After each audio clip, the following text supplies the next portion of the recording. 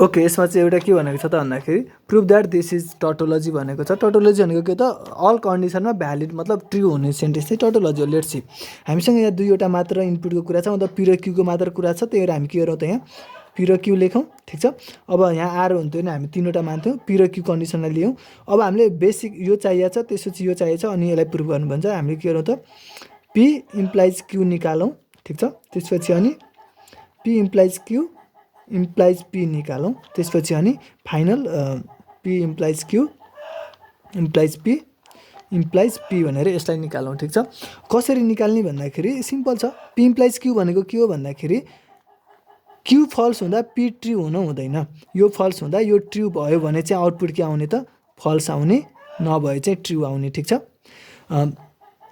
Q falls हुँदा P चाहिँ true हुनु भएन। ठिक छ, नभएलाई हामीले यसरी नि हेर्न सकिन्छ, नट पी अर क्यू भनेर नि हेर्न सकिन्छ।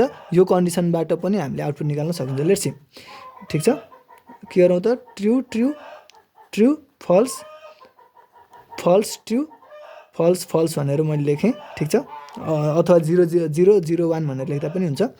पी इम्प्लाइज क्यू भनेको के हुने रे, क्यू फल्स हुँदा यो ट्रु भयो भने चाहिँ फल्स भयो, नभए ट्रु हुन्छ। ठिक छ, भनेपछि ट्रु छ, ट्रु गरौँ। क्यू कोलममा हेरौँ त फल्सवाला, यसलाई नगरेर अहिले यसलाई गरौँ। यो ट्रु छ भनेपछि ट्रु लेखौँ।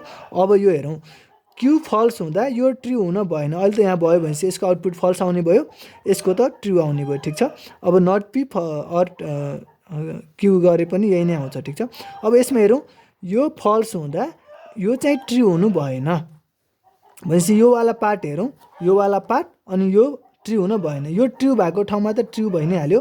ठिक छ, यो फल्स भएको ठाउँमा मात्र हेर्छौँ हामीले। यो फल्स हुँदा यो ट्रु हुन भएन। ठिक छ, यो फल्स हुँदा यो ट्रु भइरहेछ भनेपछि हामी के गर्ने भयो त फल्स गर्ने भयो। अनि यो फल्स हुँदा यो ट्रु भइरहेछ भनेपछि अब फल्स गर्ने भयो। ठिक छ, अब यो कुरा हेरौँ त, यो सबै एकातिर यो भनेपछि यो फल्स हुँदा यो चाहिँ ट्रु हुन भएन, त्यतिखेर चाहिँ फल्स हुन्छ, नभए ट्रु हुन्छ भनेपछि यो फल्स हुँदा पीमा हेरौँ र पीको फल्सवाला कन्डिसन भनेपछि माथि दुईवटा ट्रु भइ नै हाल्यो। यो फल्स हुँदा यो ट्रु हुन भएन, छ त छैन। यो फल्स हुँदा यो ट्रु हुन भएन, छ त छैन, त्यही भएर ट्रु भयो। हो, यो कन्डिसनले सबै भ्यालु ट्रु दियो होइन त, त्यही भएर यो चाहिँ के भयो त अब this is tautology. So given expression is tautology. ठिक छ भनेर यो हामीले के गऱ्यौँ त प्रुभ गऱ्यौँ।